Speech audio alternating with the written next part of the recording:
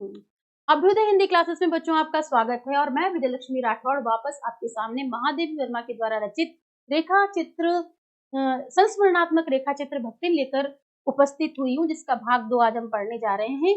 और हम स्टार्ट करते हैं बच्चों अपनी बात कि भक्तिन के जीवन का इतिवृत्त यानी इतिहास बिना जाने हुए उसके स्वभाव को पूर्णतः या अंशतः समझना भी कठिन होगा। यानी भक्तिन के इतिहास को समझना आपके लिए बहुत जरूरी है, नहीं तो आप उसके विषय में कुछ भी जान नहीं पाएंगे। यह वह ऐतिहासिक झूसी में, देखिए उसके गांव का नाम आया है झूसी में, गांव प्रसिद्ध सूरमा की इकलौती बेटी ही नहीं, विमाता की किंवदंती बन जाने वाली ममता की छाया में भी पली है। लेखिका बताना चाहती है कि उनका जो गांव है झूसी, उस गांव में उसके पिता की काफी प्रसिद्धि है, बड़ा नाम है। और उसकी जो माँ है वो कैसी है, विमाता, जिसे बच्चों कहते हैं सौतेली माँ है। और सौतेली माँ का जो व्यवहार है, उस व्यवहार से क्या है, पूरे ही गांव में किंवदंती एक कथा के रूप में प्रचलित हो गई है, फेमस हो गई है। कौन? लक्ष्मण। 5 वर्ष की वय में उसे हंडिया ग्राम के एक संपन्न गोपालक की सबसे छोटी पुत्र वधू बनाकर पिता ने शास्त्र से 2 पग आगे रहने की ख्याति कमाई। देखिए बच्चों, समाज की सबसे बड़ी समस्या को, कुरीति को महादेवी वर्मा ने अपने रेखा चित्र संस्मरण के माध्यम से उठाया है। ठीक है, सबसे पहली समस्या समाज की कौन सी आ गई यहाँ पर? बाल विवाह। आपको पता है गाँव में बेटियों का विवाह बहुत जल्दी कर दिया जाता है, और पारिवारिक स्थिति जब ऐसी खराब हो कि माँ कैसी है, सौतेली माँ है, तब देखिए परिस्थिति क्या बनती है। लेखिका कहती हैं कि 5 वर्ष की ही उम्र है और हंडिया ग्राम का एक संपन्न परिवार है, गोपालक जाति का, जिसमें सबसे छोटी पुत्र वधू बना करके, यानी सबसे छोटे बेटे से भक्तिन का विवाह करके पिता ने शास्त्र से 2 पग आगे रहने की ख्याति कमाई। देखिए शास्त्र में कहा गया है कि कन्या का दान करना, क्या कहा गया है, कि पुण्य माना गया है। वैसे ये बात देखते हैं कि कन्या का दान करना कितना सही और कितना गलत है, लेकिन शास्त्र ऐसा कहते हैं कि कन्यादान से पुण्य प्राप्त होता है। तो लेखिका यही बात कहना चाहती है कि इस पिता ने तो क्या किया है कि शास्त्र से भी 2 पग आगे रखे हैं। ठीक है, कि पुण्य ऐसा कमाया है कि बेटी बहुत ही कम उम्र की है, देखो 5 वर्ष की वय में, बहुत कम उम्र में ही उसका क्या कर दिया, विवाह कर दिया और ख्याति कमाई, यानी प्रसिद्ध होना चाहा। 9 वर्षीय युवती का गौना देकर विमाता ने बिना मांगे पराया धन लौटाने वाले महाजन का पुण्य लूटा। बच्चों ये है महादेवी वर्मा की लेखनी का कौशल। व्यंग भी कर दिया और बात भी आपके सामने रख दी कि पिता ने तो क्या किया, 5 वर्ष की उम्र में ही शादी करवाकर शास्त्र से आगे निकलने की होड़ में रहा, और रही सही जो कसर थी वो किसने पूरी कर दी बच्चों? उसकी सौतेली माँ ने। सौतेली माँ का व्यवहार उसके प्रति अच्छा नहीं था, और सौतेली माँ ने क्या किया, जब वह 9 साल की हुई तभी क्या कर दिया, गौना कर दिया। यहाँ पे देखिए एक शब्द आया है गौना देकर विमाता ने।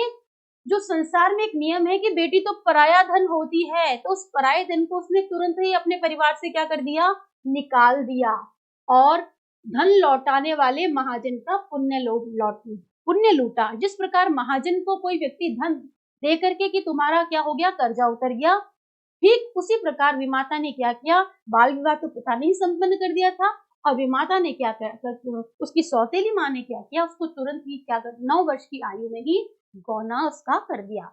बच्चों देखिए 9 वर्ष की उम्र बहुत ही छोटी उम्र होती है, जहां पर मुझे ऐसा लगता है और आपको भी लगता है कि लड़कियों का शारीरिक और मानसिक विकास इतना नहीं हुआ होता है कि वे जाके ससुराल की पारिवारिक जिम्मेदारियों को संभाल सके। तो यहाँ हम देखते हैं कि छोटी ही उम्र में कौन, लक्ष्मण विवाह करके कहाँ चली गई, अपने ससुराल में। पिता का उस पर अगाध प्रेम होने के कारण स्वभाव से ईर्ष्यालु और संपत्ति की रक्षा से सतर्क विमाता ने उनके मरणांतक रोग का समाचार तब भेजा जब वह मृत्यु की सूचना भी बन चुका था। अब जब लक्ष्मी ससुराल चली गई है, पीछे पिता बीमार हो गए हैं, और अब देखिए पिता का उस पर अगाध प्रेम होने के कारण हर पिता अपनी बेटी से बहुत प्यार करता है। अगाध यानी बहुत ही गहरा लगाव है बाप और बेटी का, भक्तिन और उसके पिता का।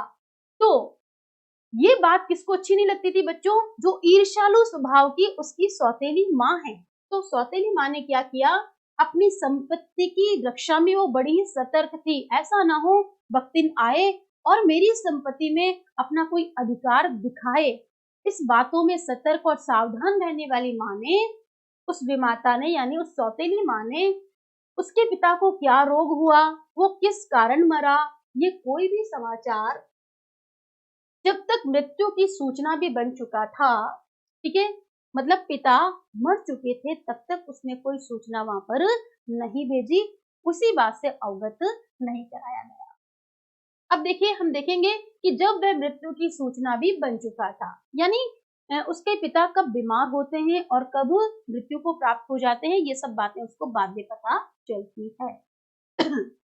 रोने पीटने के अपशगुन से बचने के लिए सास ने भी उसे कुछ न बताया और बहुत दिन से नेहर नहीं गई, सो जाकर देख आवे, यही कहकर और पहना उड़ाकर सास ने उसे विदा कर दिया। हम यहाँ देखेंगे कि किस तरह से एक स्त्री दूसरी स्त्री के साथ गलत व्यवहार करती है। बच्चों, सास को पता है कि इसके पिता की क्या हो गई है, एक तरह से मृत्यु हो गई है, डेथ हो गई है। तो वो सोचती है कि अगर मैं ये समाचार इसे कहूंगी तो ये यहाँ पे रो रो कर उधम करेगी और ये जब रोएगी तो मेरे घर में कहीं ना कहीं अपशगुन होगा। उस अपशगुन से बचने के लिए सास ने उसको प्रत्यक्ष रूप में कुछ नहीं बताया और उसको सजा संवार कर, अच्छा कपड़ा पहनाकर क्या कर दिया कि तुझे बहुत दिन हो गए हैं और तुझे भी याद आती होगी अपने पीहर की, नेहर की, तो जा और अपने पीहर में आके जाकर के मिला। यही कहकर और हाँ, इस अप्रत्याशित अनुग्रह ने उसके पैरों में जो पंख लगा दिए थे वे गांव की सीमा में पहुंचते ही झड़ गए।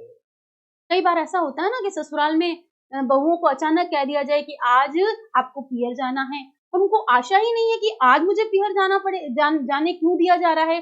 तो पहले तो मन में बड़ा ही कुतूहल, जिज्ञासा और खुशी होती है। तो यहाँ देखिए, इस अप्रत्याशित अनुग्रह ने उसके पैरों में जो पंख लगा दिए थे, मतलब उसके पैरों में पंख लग गए, वो उड़कर अपने गांव में चली जाना चाहती थी। और आप देखेंगे कि वे गांव की सीमा में पहुंचते ही झड़ गए, यानी उसकी तमाम खुशी गांव में जाते से क्या हो गई बच्चों, समाप्त हो गई। हाय लक्ष्मण, अब आई। गांव में जाते से ही उसने सुना कि अरे अब आई हो। आपको पता है गांव की महिलाएं वो प्रतिक्रियाएं बहुत जल्दी देती हैं कि अस्पष्ट पुनरावृत्तियां और स्पष्ट सहानुभूतिपूर्ण दृष्टियां उसे घर तक ठेल ले गई।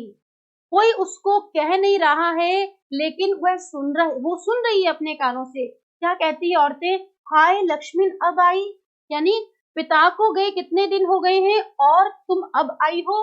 ऐसी अस्पष्ट आवाजें, पुनरावृत्तियां बार बार उसको सुनाई दे रही थी। और कुछ महिलाएं तो अपनी आंखों से क्या कर रही थी, सहानुभूतिपूर्ण दृष्टियां उसे घर तक ठेल ले गई, यानी गांव की औरतें उस पर दया करते हुए देख रही थी। तो हो भक्तिन को अब पता चला है, हाँ आज ये अपने पीहर आई है। तो औरतें क्या कर रही थी, अपनी आंखों से उस पर दया करती हुई सहानुभूति दिखा रही थी। पर वहां न पिता का चिन्ह शेष था और न विमाता के व्यवहार में शिष्टाचार का लेश था।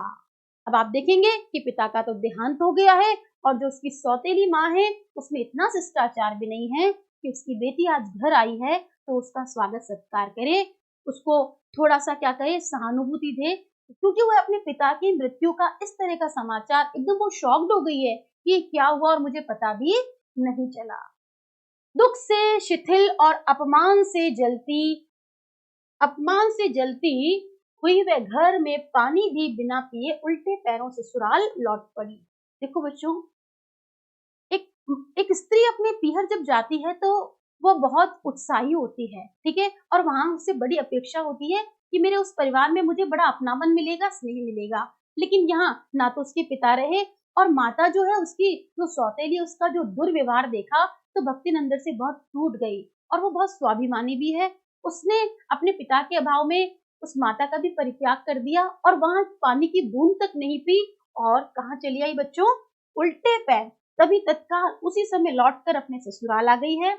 सास को खरी खोटी सुनाकर उसने विमाता पर आया हुआ क्रोध शांत किया और उसके मन में जो भड़ास आई, उसने कहा, उसको अपनी सौतेली माँ पे तो गुस्सा आ ही रहा था, लेकिन सास के इस व्यवहार पे भी उसको बहुत गुस्सा आया। तो उसने जो कुछ गुस्से में भड़ास निकाली, यानी जो भला बुरा कहना था बच्चों, किसको कहा? सास को बोला। और पति के ऊपर गहने फेंक फेंक कर उसने पिता के चिर विछोह की मर्म व्यथा व्यक्त की।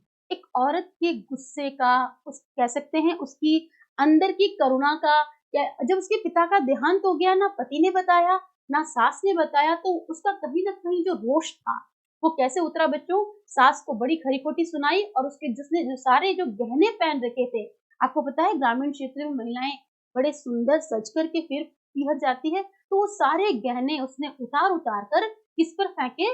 पति पर फेंक करके अपने पिता की जो बिछड़न की जो क्या कह सकते हैं पीड़ा थी, वेदना थी, उस पीड़ा और वेदना को व्यक्त किया। जीवन के दूसरे परिच्छेद में भी सुख की अपेक्षा दुख ही अधिक है।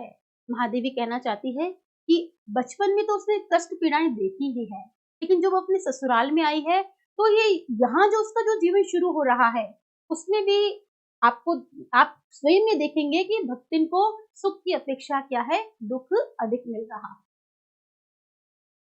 जब उसने गेहुए रंग और बटिया जैसे मुख वाली पहली कन्या के 2 संस्करण और कर डाले, तब सास और जिठानियों ने ओट बिचकाकर उपेक्षा प्रकट की। यहाँ देखिए लेखिका के लेखनी का कमाल। जीवन के दूसरे परिच्छेद में, वैसे गद्यांशों के परिच्छेद होते हैं, लेकिन लेखिका ने अपने गद्य कौशल में यहाँ पर उसके जीवन के जो दूसरा एक भाग स्टार्ट होने वाला है उसको क्या कहा है? परिच्छेद कहा है। लेखिका कहती है कि सुख की अपेक्षा वहां दुख है, और उसका दुख का कारण क्या है कि उसने गेहुए रंग की बटिया जैसे मुख वाली पहली कन्या, यानी गेहुए रंग की एकदम गोल मुंह की एक बेटी को जन्म दिया। एक बेटी के साथ साथ उसके पीछे पीछे वैसी ही 2 बेटियां भक्ति को और हो गई। और आपको पता है भारतीय समाज पुरुष प्रधान समाज है, वहां पर सारी महिलाओं की बच्चों ये अपेक्षा होती है, हर महिला ये चाहती है कि हमारी बहू के या हमारी बेटी के पहला जो बच्चा हो, संतान हो, वो पुत्र होना चाहिए। ये ऐसी उन्होंने मानसिकता बना रखी थी। लेकिन यहाँ पर भक्तिन सबसे पहले बेटी होती है उसकी, और उस बेटी के बाद 2 बेटियां वैसी और हो जाती है, तो निश्चित रूप से कहीं ना कहीं उस परिवार में उसको उपेक्षा तो झेलनी ही थी। बात करेंगे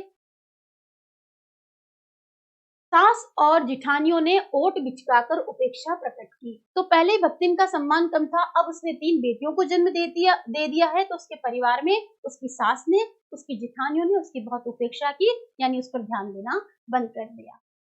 उचित भी था, क्योंकि सास 3 कमाऊ वीरों की विधात्री बनकर मचिया के ऊपर विराजमान पुरखिन के पद पर अभिषिक्त हो चुकी थी, और दोनों जिठानियां काकभूषुंडी जैसे काले लालों की क्रमबद्ध सृष्टि करके इस पद के लिए उम्मीदवार थी। देखिए यहाँ लेखिका क्या कहती है, यहाँ पे व्यंग भी किया गया है बच्चों, कटाक्ष भी किया गया है कि क्या कहती है महादेवी कि क्यों ना ऐसा होता। उनकी जो सास थी, उन सास के कितने बेटे थे? सास ने 3 कमाऊ वीरों को, उसके 3 बेटे थे, 3 बेटे ही कैसे थे? बड़े ही कमाने वाले। और विधात्री इसलिए कहा गया कि 3 बेटों की माँ वो थी, और वो मचिया पर बैठ जाती थी, पुरखिन के पद पर अभिषिक्त हो चुकी थी, और पूरे ही गांव पर एक अच्छी प्रतिष्ठा उसने अपनी बना ली थी। दोनों जिठानियां जो थी वह भी क्या करती थी? देखिए काकभूषुंडी जैसे काले लालों की क्रमबद्ध सृष्टि करके, अब सास के साथ साथ जो जिठानियां हैं वो भी क्या करती है? पुत्रों को जन्म देती है। पुत्र चाहे कैसे हैं, देखिए ये व्यंग कहा गया है, पुत्र चाहे देखने में काले कलूटे हों, देखने में बिल्कुल भी सुंदर ना हो। क्रमबद्ध सृष्टि यानी लगातार उनके क्या होते जा रहे हैं? जिठानियों के बेटे होते जा रहे हैं। और जिस तरह से सास ने क्या कर लिया, पुरखिन बन गई है, वैसे उसी पुरखिन पद के लिए उम्मीदवार कौन बन गई है बच्चों? जिठानियां बन गई हैं। अर्थात जो रुतबा सास का है वो पीछे पीछे जिठानियों का भी है। छोटी बहू के लीक छोड़कर चलने के कारण उसे दंड मिलना आवश्यक हो गया था। अब छोटी बहू ने क्या किया, इस परंपरा को तोड़ा है। कौन सी परंपरा? सास के बेटे हैं, जिठानियों के बेटे हैं, लेकिन भक्तिन के बेटे नहीं हैं। भक्तिन ने तो बेटियों को जन्म दिया है, और उस समय बेटियों का लगातार जन्म लेना अच्छा नहीं माना जाता था, क्योंकि हर समाज को सबसे पहले किसकी आवश्यकता समझते हैं कि बेटा होना चाहिए। तो निश्चित रूप में जो घर रूढ़िग्रस्त है, जिन लोगों की सोच खुली नहीं है, ठीक है, जो लड़कियों को अशुभ मानते हैं, जो लड़कियों को भार मानते हैं, ऐसे लोग निश्चित रूप से भक्तिन को क्या है, सम्मानित ना करके क्या करेंगे, दंडित ही करेंगे। और वही भक्तिन के साथ आगे जाके होता है। देखते हैं, जेठानियां बैठकर लोक चर्चा करते। अब ये पारिवारिक बातें बताई गई है, कैसा व्यवहार हुआ करता था परिवार का, कि जेठानियां बैठ जाती और इधर उधर की बातें करती थी। उनके कलूटे लड़के धूल उड़ाते। बेटे थे, काम काज कुछ नहीं करते थे, बस गांव में धूल उड़ाना का मतलब है रोते फिरते थे, और खेल, इधर खेला उधर खेला, समय को बर्बाद करने का काम करते थे। वह मट्ठा फेरती, कूटती, पीसती, रांधती, और उसकी नन्ही लड़कियां गोबर उठाती। लेकिन घर का सारा काम भक्तिन और भक्तिन की बेटियों से करवाया जाता था। आप देखते हैं, मट्ठा फेरने से साथ साथ, यानी जो कुछ भी वहां पे दूध से छाछ बनाने का काम है, ठीक है ना, दही वगैरह बनाने का काम है, कूटना है, पीसना है, मसालों को रांधने का तो तब बनाना, और ये सारा काम छोटी छोटी लड़कियां भी क्या करती थी, वहां गोबर उठाती थी, कंडे पाथती। आपको पता है बच्चों, जो गाय का गोबर होता है उससे कंडे बनाए जाते हैं, तो ये कंडे बनाने का काम उसकी छोटी बच्चियां करती थी, छोटे छोटे हाथों से। जिठानियां अपने भात पर जो चावल है उन पर सफेद राब रखकर गाढ़ा दूध डालती, और अपने लड़कों को औटाते हुए दूध पर से मलाई उतारकर खिलाती, और वह काले गुड़ की डली के साथ कठौती में मट्ठा पाती, और उसकी लड़कियां चने बाजरे की घुघरी चबाती। यहाँ महादेव वर्मा ने देखिए फिर स्त्रियों और लड़कियों के साथ होने वाले दुर्व्यवहार को बताया है, कि यहाँ पे जो बेटों की माँ है उनको तो अच्छा भोजन मिलता है, वो बैठी गप लड़ाती हैं, लेकिन भक्तिन जो है बेटियों की माँ है, तो पूरा ही घर का काम करना पड़ता है माँ बेटियों को, उसके साथ साथ भोजन में भी उनके साथ दुर्व्यवहार होता है। बेटों को अच्छा भोजन करवाया जाता है, दूध की मलाई खिलाई जाती है, लेकिन बेटियों को घूघरी चबाने के लिए दिया जाता है, उनको छाछ वाछ से संतुष्ट कर दिया जाता है। बच्चों, यहाँ महादेव वर्मा ने फिर हमारे समाज की बुराइयों को हमारे सामने लाकर खड़ा कर दिया है, कि बेटी और बेटे के पालन में किस तरह से महिलाएं ही क्या कर देती है, अंतर कर देती है। यहाँ पे पुरुष आकर किसी के भोजन को सर्व नहीं कर रहे हैं, ठीक है, लेकिन ये जो क्या कह सकते हैं, दुर्व्यवहार महिलाएं ही महिलाओं के लिए कर रही है। देखिए, सास और जिठानी भी क्या है, स्त्री है, और भक्तिन भी स्त्री है, भक्तिन की बेटियां भी लड़की है, लेकिन यहाँ पर महिलाएं ही महिलाओं के साथ क्या कर रही है, अत्याचार कर रही है, जो कि समाज के लिए अच्छा आचरण नहीं है। बात करेंगे, इस दंड विधान के भीतर कोई ऐसी धारा नहीं थी जिसके अनुसार खोटे सिक्कों की टकसाल जैसी पत्नी से पति को विरक्त किया जा सकता था। एक बड़ी अच्छी बात है कि दंड विधान जो घर में बन रखा था, यानी कि भक्तिन को प्रताड़ित करने के लिए जो कुछ भी कानून कायदे उस परिवार में बन चुके थे, इस दंड विधान के भीतर कोई ऐसी धारा नहीं थी। लेकिन लेखिका ये कहना चाहती है कि जिस तरह से संविधान की धाराएं होती है, नियम होते हैं जिसके अनुसार की व्यवहार किया जाता है, तो यहाँ लेखिका जिसके अनुसार खोटे सिक्कों की टकसाल जैसी, देखिए क्या संज्ञा दी गई है लेखिका महादेवी वर्मा ने, कि हमारा जो भारतीय समाज है लड़कियों को क्या समझता है, खोटा सिक्का, और खोटे सिक्के जैसी 3 बेटियों को जन्म दे दिया। किसने? भक्तिन ने। तब यहाँ क्या कहा है लेखिका ने, शब्दों की बानगी देखिए आप, कि खोटे सिक्कों की टकसाल। टकसाल वह स्थान जहां पर सिक्के ढाले जाते हैं, तो बार बार लड़कियों को जन्म दे रही है। कौन? भक्तिन। इसलिए लेखिका ने व्यंग में, कटाक्ष में बात को टेढ़ी करके आपके सामने प्रस्तुत किया है, कि खोटे सिक्कों की टकसाल जैसी पत्नी, कौन? भक्तिन, से पति को विरक्त किया जा सकता था। लेखिका ये कहना चाहती है कि चाहे परिवार उसको कैसा भी दंड दे, लेकिन खोटे सिक्कों की टकसाल, भले ही उसको परिवार ऐसी उपमा दे, लेकिन जो भक्तिन का जो पति था वह भक्तिन से बड़ा ही प्रेम करने वाला था, वह उससे बहुत अधिक उसका मान सम्मान करता था और उससे कभी अलग नहीं हुआ। सारी चुगली चबाई की परिणति उसके पत्नी प्रेम को बढ़ाकर ही होती थी। परिवार के लोग भक्तिन और उसकी बेटियों के विषय में कुछ भी उस पति को भड़का दे, लेकिन वो कभी भड़कता नहीं था, उल्टा उसका स्नेह भक्तिन के लिए बढ़ता ही चला जाता था। जिठानियां बात बात पर धमाधम पीटी कूटी जाती, पर उसके पति ने उसे कभी उंगली भी नहीं छुआई। देखिए, यहाँ भक्तिन के पति के व्यवहार की बहुत ही अच्छी बात को बताया जा रहा है। लेखिका ने फिर हमारे समाज की बुराई को उठाया है कि हमारे भारतीय समाज में महिलाओं के साथ क्या किया जाता है। उनकी पिटाई भी करने में वो पीछे नहीं होते, ठीक है। तो उनके जो जेठ हैं, ठीक है, सास के कहने पर या और परिवार में किसी और के भड़काने पर उनकी जिठानियों को पीटते हैं, मारते हैं। लेकिन भक्तिन का जो पति है बड़ा ही आदर्शवादी है, वह अपनी पत्नी को मारता पीटता नहीं है, चाहे परिवार के लोग उसकी कितनी ही चुगली कर ले। देखिए बच्चों, आपने देखा होगा कि स्त्री पर हाथ उठाना अच्छी बात नहीं है। कुछ कमजोर जो लोग होते हैं, जिनके अंदर ज्ञान की कमी होती है, वही क्या कर सकते हैं, स्त्री पर हाथ उठाते हैं। तो यहाँ पे ये लेखिका ने ये भी बात कही है कि जिठानियां बात बात पर धमाधम पीटी कूटी जाती। यहाँ पे पीटी कूटी ही क्यों बोला जा रहा है? पिटाई हो सकती थी, ऐसा भी तो बोला जा सकता है। कहने का मतलब ये था कि जो जैसे चाहता था अपनी पत्नी को वैसे पीटता था। बिल्कुल, कहने का अर्थ है कि उस पर दया नहीं की जाती थी। और भक्तिन का जो पति है वह कभी भी उसको उंगली से छुआता भी नहीं था, यानी कि वो इस तरह का स्त्री के साथ व्यवहार करना अच्छा नहीं समझता था। तो दोनों ही पक्ष, स्त्रियों के प्रति दोनों ही दृष्टिकोण, भाइयों के द्वारा अपनी पत्नियों को मारना और भक्तिन के पति के द्वारा अपनी पत्नी का सम्मान किया जाना, दोनों ही बातें लेखिका ने हमारे सामने रखी है। वे बड़े बाप की बड़ी बात वाली बेटी को पहचानता था, यानी भक्तिन के पति को भक्तिन के गुणों की पहचान थी।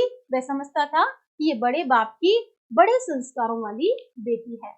इसके अतिरिक्त परिश्रमी, तेजस्विनी और पति के प्रति रोम रोम से सच्ची पत्नी को वह चाहता भी बहुत रहा होगा। लेखिका ने यहाँ कहा है क्योंकि उसकी पत्नी कैसी थी, परिश्रमी थी, बड़ी ही मेहनत करने वाली थी, तेजस्विनी। देखिए, ये एक अच्छा विशेषण भक्तिन के बारे में महादेवी वर्मा ने लगाया है कि उसके चेहरे पे तेज था, परिश्रम करती थी, और पति के प्रति रोम रोम से सच्ची। भक्तिन की ये विशेषता बताई है कि वह अपने पति को लेकर क्या थी, बड़ी ही समर्पित थी। और वो ये कहना चाहती है कि सच्ची पत्नी को वह चाहता भी बहुत रहा होगा। महादेवी वर्मा का ऐसा मानना है कि निश्चित रूप से जो बातें महादेवी वर्मा को बताई है भक्तिन ने, उस आधार पे ये कह सकती हैं कि इन दोनों पति पत्नी में बहुत ही प्रेम रहा होगा, क्योंकि उसके प्रेम के बल पर ही पत्नी ने अलगौछा करके सबको अंगूठा दिखा दिया था। महादेवी वर्मा ने अनुमान लगा लिया कि आज पति इतना प्रेम करता था, तभी तो पूरे परिवार से संघर्ष करते हुए वो उससे अलगौचे का अर्थ होता है बच्चों, अलग हो जाना। जब परिवार में कलहपूर्ण स्थितियां बनी तो महादेवी भक्तिन ने क्या किया, अपने पति से कहा कि हम क्या हो जाते हैं, इनसे अलग हो जाते हैं, और पूरे परिवार को से धक्का दिखा दिया, अंगूठा दिखा दिया। काम वही करती थी, इसलिए गाय भैंस, खेत खलियान, अमराई के पेड़ आदि के संबंध में उसी का ज्ञान बहुत बड़ा चढ़ा था। अब लेखिका यहाँ पे कहना चाहती है कि परिश्रमी महिला होने के कारण परिवार में उसकी स्थिति इसलिए भी अच्छी थी क्योंकि वह सारे ही काम अपने हाथ से करती थी, तो उसको नॉलेज तो था ही था कि किस तरह से गायों को संभाला जाता है, क्या उसकी संपत्ति है। उसकी खेती खलियान को देखने की व्यस्तता ऐसी थी कि वो हर बात का उसको क्या था, गहरा ज्ञान था। तो हम देखेंगे क्या बातें उसको आती थी कि काम वही करती थी, इसलिए गाय भैंस, खेत खलियान, अमराई कहते हैं आम के पेड़ों को, आदि के संबंध में उसी का ज्ञान बहुत बड़ा चढ़ा था। उसने छांट छांट कर ऊपर से असंतोष की मुद्रा के साथ और भीतर से पुलकित होते हुए बाहर तो उसने ये लोगों के सामने जताया कि मुझे कुछ अच्छा नहीं मिल रहा है, ठीक है, लेकिन अंदर ही अंदर वो क्या थी, बहुत ही खुश थी। जो कुछ लिया वह सबसे अच्छा भी रहा, साथ ही परिश्रमी दंपति के निरंतर प्रयास से उसका सोना बन जाना भी स्वाभाविक हो गया। और दोनों ही पति पत्नी बहुत मेहनती थे, तो जो कुछ भी उनको मिला अलग होने पर उसको उन्होंने अपने परिश्रम से दिन दुगुना और रात चौगुना बना लिया। आगे देखते हैं। धूमधाम से बड़ी लड़की का विवाह करने के उपरांत पति ने घरौंदे से खेलती हुई 2 कन्याओं और कच्ची गृहस्थी का भार 29 वर्ष की पत्नी पर छोड़कर संसार से विदा ली। देखिए, पहले ही महादेवी वर्मा कह चुकी है कि भक्तिन के जीवन में सुख की अपेक्षा दुख ही अधिक है। ठीक है, पहले बाल विवाह हो गया, पिता का देहांत हो गया, अब यहाँ ससुराल में संघर्ष झेलकर अलगौजा हुआ है कि वो अलग हो गई है। उसने सोचा कि अब सुकून से रहेगी, बेटी का विवाह भी हो गया है, लेकिन अभी वो कितने साल की है बच्चों? मात्र 29 साल की है। और जो उसका प्रेम करने वाला पति है, जो उसका सम्मान करने वाला पति है, जिसके साथ वो काफी सुरक्षित है, अब उस पति का क्या हो गया है? देहांत हो गया है। और आप देखते हैं कि यहाँ लिखा है कि पति ने घरौंदे से खेलती हुई कन्याओं और कच्ची गृहस्थी का भार, ये सारी जिम्मेदारी अब किस पर आ गई? 29 वर्ष की पत्नी पर छोड़कर संसार से विदा ली। यानी वह 29 वर्ष की थी और उसके पति का क्या हो गया? देहांत हो गया। उसे बुढ़ऊ कहकर स्मरण करती है। आज भक्तिन महादेवी वर्मा के पास जब है तो वह उसको क्या कहती है? बुढ़ऊ। भक्तिन सोचती है कि जब वह बूढ़ी हो गई तब क्या परमात्मा के यहाँ वह भी न बूढ़ा गए होंगे, अतः उन्हें बुढ़ऊ न कहना उनका घोर अपमान करना है। भक्तिन ये कहना चाहती है कि बेशक मैं 29 वर्ष की थी और वो जितने भी साल के थे, लेकिन जैसे आज मैं बूढ़ी हो गई हूँ, परमात्मा के घर पे वो भी बूढ़े हो गए होंगे, तो वो प्रेम से उनको सम्मान देने के कारण क्या कहती है? अपने पति को बड़ऊ संबोधित करती है। हाँ, तो भक्तिन के हरे भरे खेत, मोटी ताजी गाय, भैंस और फलों से लदे पेड़ देखकर जेठ जिठौतों के मुंह में पानी भर आना ही स्वाभाविक था। अब देखिए, भक्तिन की जो संपत्ति है, ठीक है, पति का देहांत हो गया है, बेटी एक ससुराल चली गई है, ठीक है, अब 2 बेटियां उसके पास है। तब आप देखते हैं कि भक्तिन के पास क्या है? हरे भरे खेत हैं, मोटी ताजी गाय भैंसे हैं जो उसकी संपत्ति है, और फलों से लदे हुए पेड़ देखकर उसके परिवार के जो जेठ हैं, जेठ के जो बच्चे हैं, वो ये सोचते हैं कि क्यों ना हम इसकी संपत्ति हड़प लें। तो मुंह में पानी आना, लालच किसके मन में आता? परिवार में। इन सब की प्राप्ति तो तभी संभव है जब भयहु दूसरा घर कर लेती। बच्चों, आपने सुना होगा नाता प्रथा, ठीक है, कई समाजों में दूसरे विवाह की इस तरह की प्रथा होती है कि पहला पति अगर मर जाए तो स्त्री अपनी इच्छा से दूसरा विवाह कर सकती है, पर जन्म से खोटी भक्तिन इसके चकमे में आई ही नहीं। भक्तिन पे भी ऐसा दबाव डाला गया कि वो क्या करे? दूसरा विवाह करे और कहीं चली जाए। लेकिन यहाँ महादेवी वर्मा ने व्यंग किया है किस पर? कि जन्म से खोटी भक्तिन, कि भक्तिन ने ऐसा नहीं किया। उसने क्रोध से पांव पटक पटक कर आंगन को कंपायमान करते हुए कहा, ठीक है, उसने जो गुस्सा आया उस कौन सी बात पे? नाते की बात पे, कि तू दूसरा विवाह कर ले, तो वो खूब गुस्से में इधर से उधर दौड़ दौड़ कर जो चल रही है, तो उससे मानो कि धरती कांपने सी लगी। और वो क्या कहती है? अपनी स्थानीय जो बोली है उसकी, वो झूसी ग्राम की जो बोली है, उस बोली में वो क्या कहती है कि हम कुकरी बिलाई ना होई, हमारा मन पुसाई तो हम दूसरे के जाब, नाही तो तुम्हार पचे की छाती पे होहरा भूंजब और राज करब समझे रहो। गुस्से में वो क्या कहती है देखेंगे हम अपनी मानक हिंदी में।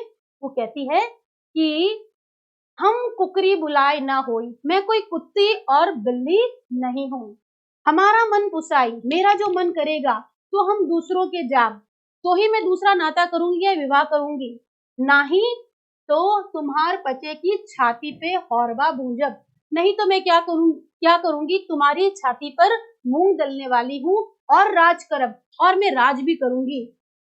समझे रहे हो? समझ आ गई तुम सबको? तो यानी कि उसने परिवार में ऐलान कर दिया है कि मैं दूसरा विवाह नहीं करूंगी, मैं कोई कुत्ती और बिल्ली नहीं हूँ।